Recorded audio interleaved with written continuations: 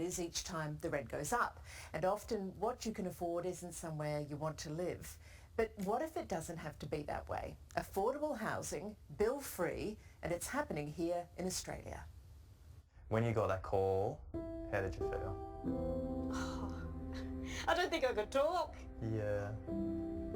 Oh, sorry, it's okay. But it means that much to you. Yeah. This is the state of the rental crisis. A single income, full-time worker in tears of relief that she's been picked to live in an affordable home. And, you know, the rent was just going up year after year after year. Kim can see her old place from the window. She would be paying $690 a week. But in this brand new apartment, which she's only too proud to show off, the rent is just $440. I know it's a studio, but it's... I was surprised actually because I hadn't actually seen the apartment before I moved in. It's set at 20% lower than the average price for a rental in Sydney's popular Marrickville. Okay, the bathroom's just through here. I feel like I'm on the block, Kim. I know. This is the big reveal. The big reveal. So this is the bathroom. Kim, it's huge. It is huge, isn't it? Yeah. And better yet, it comes with a guarantee of a rent freeze. This is a perfect example of how it can work. Nightingale Marrickville, a 54 apartment development, has been built just for renters. But the project's got everyone's attention. We're not for profit. We're doing this for what we think are the right reasons and trying to show the rest of the market that it doesn't all have to be about the bottom line and all about profit. I think it's an example of thinking outside the box, of trying things that haven't been done before.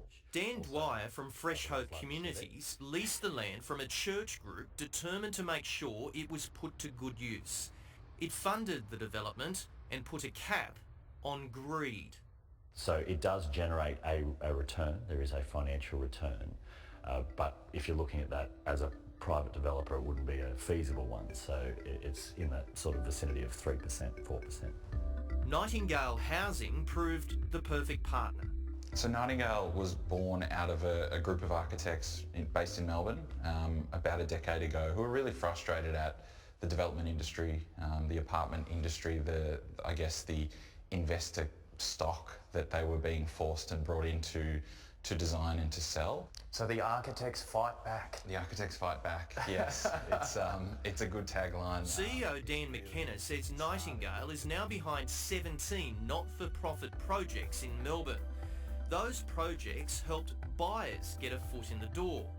Communal spaces, the removal of second bathrooms and cool yet minimalist designs kept prices down. And with the same catch cry, houses built for people, not profit, this is the first time Nightingale has entered the rental space. It doesn't really matter how and why you're living, in your home, it's still a home. And I think at the moment what we're seeing in the Sydney market and the general market is the rights that renters have are, it's putting people under a hell of a lot of stress. You want to go out? Luke, like everyone else in the building, had to qualify to live here. Tenants must meet certain criteria. This 29-year-old is on a single income below a certain line. It's really nice to feel like I have my own space and I'm independent, but also being able to build for my future and not pay all of my wage to rent for someone else's mortgage. Others at Nightingale Marrickville are essential workers like nurses or women over 55, those living with a disability and First Nations people. So it's about, reducing that competitiveness in the property market and the things you see online of 1,500 people lining up around the corner to come in and inspect a rental property. We try and bring back that dignity to the process. Choosing who gets in is a lottery. It's literally about putting people's names in a hat and calling them and pulling them out one by one and letting them know, if they've been lucky or if they haven't. And then in here we have a laundry. And lucky's the right word. While the building is geared around communal living, on the plus side, everyone's electricity bills are included in the rent. I think the only bill I get now is like my mobile. That's about it. It includes electricity.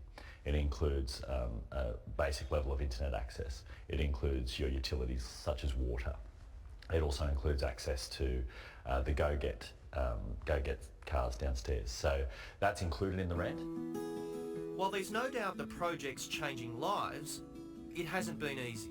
Now change, it's a scary word in New South Wales and indeed the rest of Australia. When you first tried to get this off the ground, how many roadblocks were put in your way? There were a lot of roadblocks, a lot of obstacles, largely due to a lack of understanding of what we were trying to do. But since it's been built, the government and council have come knocking. We've been able to engage with a lot of different state government bodies, a lot of different faith-based organisations who might be sitting on pieces of land and they want to do something positive with them. They've actually come back and said, you got any more? Yeah, it's fantastic to see. Having a place that's steady and safe is phenomenal and just so assuring. This is it. This is forever. Yeah, home sweet home for Kim. What a great program. Now, when